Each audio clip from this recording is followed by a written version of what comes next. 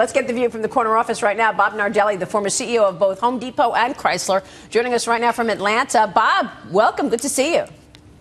Good morning, Maria. Keith, Sandra, good to be with you. What do you think? You think women get treated? I mean, we want to talk about the debate, Bob, but you think women are judged differently in the workplace? Well, I was listening to your comments. I agree with Keith. I think women, females have made tremendous progress. I think business overall is looking at it through a different lens, looking at talent, looking at capability, and somewhat agnostic relative to gender. So I think we're making great progress. We could always do more. I agree with your earlier comments on pay for performance. It shouldn't be one gender versus another. So I think we're making great progress. Yeah, just don't get too emotional, Sandra. Yeah, of course. And there's some truth to that. Seriously, a woman does still need to carry herself and act in a little bit different way. I do believe that. I mean, I know that some people want to say the right thing and say that we are all treated equally and we can behave equally in the workforce. But I do think that we are judged differently still. But it's getting better. It's a label, though. I mean, there's a book recently published called Top Dog, which is a science of winning and losing, and it'll explain quite coherently that women under pressure are less emotional than a man. So, I mean, it's like, this is like, you've seen this because traders are often tagged as being too emotional as men. Reactive, emotional. That's not a woman. That's a crazy guy chasing a chart. Yeah. That's good. All right, let's get to the issues, Maria, Bob. We want to talk about business and what you think. I'm sorry, Bob. You want to add something else to that conversation? No. I was just going to say you and I both know some men that are pretty emotional, Maria. Yeah, we do. And we've worked with them. And GE days. Anyway, Bob, the debate is tonight. We're talking about it all day. Donald Trump is front and center. What do you think business wants from the debate? Having your phenomenal resume in business, what are business people looking to get out of tonight? Yeah, well, it's a great question, Maria. I hope, first of all, that each of the candidates present their platform and their position in a lot more detail. As I said, we shouldn't have to ask the second question of how will you do those things, create jobs? How will you help immigration? So business is looking for someone in the administration that will be business-friendly, pro-business. We haven't had that for the last several years, Maria. So we're looking for someone that is going to help us create jobs. The way you create jobs is to have a better GDP. So we have to balance policy against job creation versus job destruction. But you also have to master the message, Bob. And that's what the Republican Party has been criticized for, not championing the message of we need to grow the economy to grow jobs. Jeb Bush has tried to do that, to his credit, but he's been criticized for being boring and not really, targeting a general audience with his grow the economy message. Who's doing it the best right now that's in this GOP field? Well, there's no question that Trump wouldn't be at 24% in the polls if he wasn't giving us, Keith, you were talking about the sound bites. So he's certainly putting the message out there.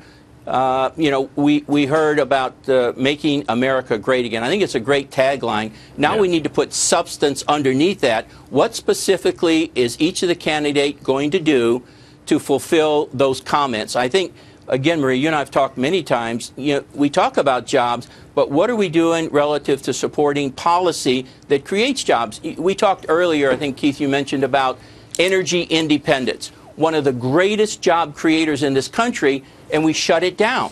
Half of the rigs have been idled.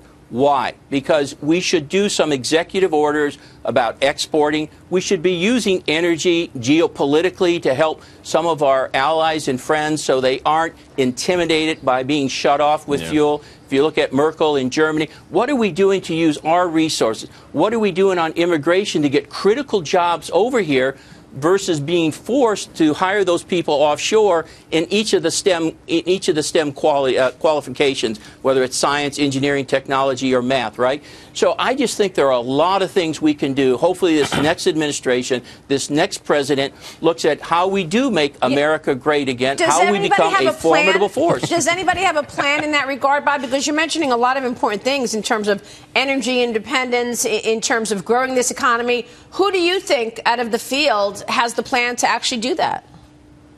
Well, again, as we heard earlier, I think Trump is a business person who has a track record of success. Now, will he be able to sustain that through the election period? And the moment of truth, when you and I and everybody in the country goes into that private booth and throws a lever or punches a tag, right? So we'll have to see. I think, Jeb certainly, I think, has the capability. If you look at job creation in Florida under his administration, is proof positive he's been able to do that. Now, he's been somewhat reserved. He's been somewhat quiet and not bolstering about his records and so forth. I think he will start to emerge. I think he's pacing himself. Walker has done a great job in Wisconsin, if you look at what he's done. So I think we have some candidates, Keith. I know you're disappointed in the entire field, both Republican and Democrat, but I'm somewhat encouraged about the position many of these candidates are taking about restoring America's position in the world and restoring our GDP, Maria. Yeah, that to be clear, I'm just the mediocrity of the field is left to be determined. They can surprise, but we can't mistake Trump as this great CEO. I mean, by the way,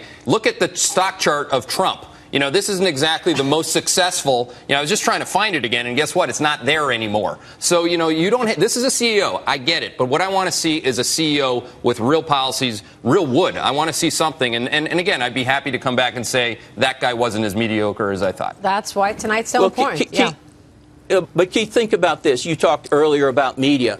I mean, who was a rising star? Bob Iger has done a fantastic job at Disney.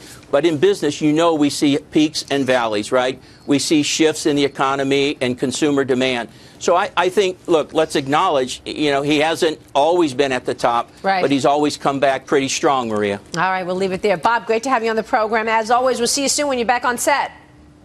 Thank you very much. Thanks. Have a great day. You too. Bob Nardelli joining us. Make sure to tune in.